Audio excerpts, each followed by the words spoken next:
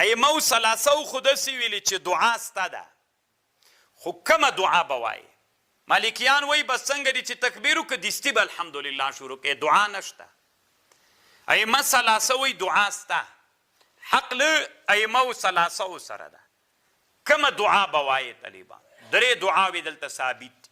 سبحانک اللهم یو د یوه دعا ده، سبحانک اللهم.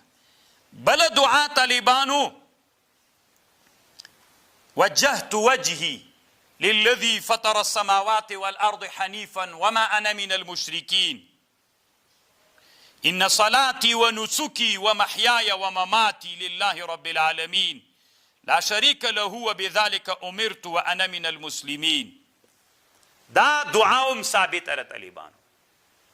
یو سبحانم ثابته ده، إني وجهت وجهي دعاهم ثابته ده. دریم دعا دادا اللهم باعد بيني وبين خطاياي كما باعدت بين المشرق والمغرب اللهم نقني من خطاياي كما ينقي الثوب الأبيض من الدنس اللهم اغسلني من الخطايا بالثلج والماء والبرد. دا درې وړه دعاوې ثابتې دي. دا درې وړه دعاوې ویلل طالبانو جایز دي، که دا وایې که دا وایې که دا وایې. تاسې ته م ویم طالبانو موږ د احناف په مذهب هم درې واړه څوک دي جایز دي، خو اختلاف طالبانو په افضلیت کې ده. شافعیان وایي چې دعا د وجهت وجهیه طالبانو افضله ده. څوک به وایې څنګه دی چې الله اکبر وکړه. اختلاف د موږ او د دوی اختلاف په افضلیت کې ده طالبانو. ورونو که نن سبق تاسې واورئ باید په ژوند کې مو یو لوی بدلون راشي طالبانو. ورونو سخته خوندوره خبر ده. درې وړه دعاوې د رسول الله نه ثابتې دي. اللهم باعد دا دعا چې ده کنه اللهم باعد بیني و بین خطایای، دا دعا متفق علیه حدیث ته د بخاري او د مسلم. بیا طالبانو دا بله دعا ده.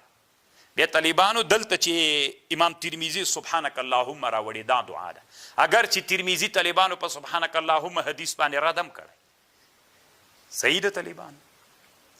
نو خبرې درته کوم نفس دا حدیث که د ترمیزی صحیح ضعیف ده، دا حدیث طالبانو په مسلم کې موقوف راغلی ده، طبرانی کې طالبانو به اسناد جید راغلی، قابل د استدلال ده. نو چې قابل د استدلال سو له تکبیر نه وروسته درې دعاوې راغلي دي. سبحانه وجهت وجهي اللهم باعد. صحیح شو؟ درې واړه جایز دي، خو اختلاف په افضلیت کې د افضل کم یو ده. احناف و حنابله وی افضل څوک ده؟ سبحانه ده. شافعیان وی افضل څوک ده؟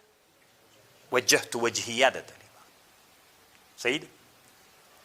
او طالبانو د ترمیزی کم چې غیر مقلد شارح د عبدالرحمن مبارک فوری هغه وی چې افضل اللهم باعد، دا دعا افضله.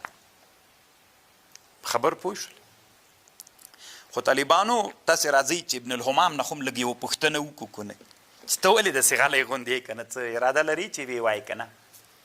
ابن الحمام وی طالبانو وی زه حیرانه دې ته یم. ابن الحمام وی چې په دې درې واړو احادیثو کې تر ټولو نه صحیح حدیث طالبانو د بخاري او د مسلم ده چې هغه اللهم باعد بین خطایای، دا حدیث ده. دوی وی طالبانو وهو الأصح من الكل لأنه متفق عليه ده ومع هذا لم يقل بسنيته عينا أحد من الأربعة. ابن الحمام وی طالبانو ډېر حق پرسته سړی ده طالبانو. دی وایي تر ټولو نه صحیح حدیث او متفق علیه حدیث د اللهم باعد حدیث ده. نو چې دا حدیث متفق علیه حدیث ده نو تر ټولو نه اصح دا ده چې دا باید ویل سي. درې واړه جایز دي، خدای وی افضل دا ده دا ویل سي. صحیح ده؟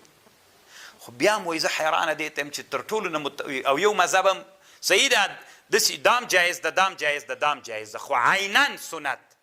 شافعیانو وجهت وجهیه عیناً بللی، احنافو عیناً څوک بللی چې تعین علی الاکثر افضلیت، او دا طالبانو په ائمه و اربعو کې وایي چا هم څوک نه ده بللی، عین چا نه ده بللی. ابن الحمام رحمه الله دلته په فتح القدیر کې لیکي چې تر ټولو نه اصح څوک ده؟ اللهم باعد، دا باید ویل سي.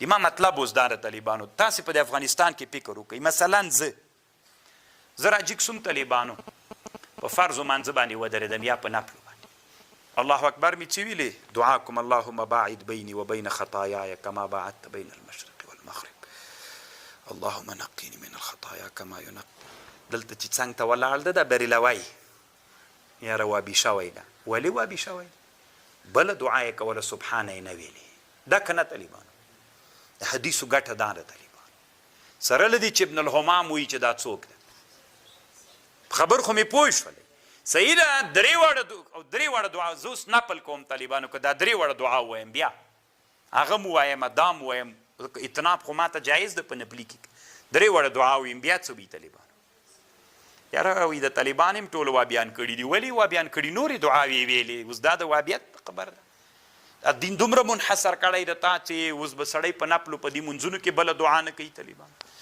درې واړه دعاوې ثابتې دي د مونږ د احنافو د حنابلو مذهب دا ده چې څوک ده سبحانه به وایې او څوک وایي علامه ابن الحمام وایي طالبانو اصح څوک ده اللهم باعد دا ده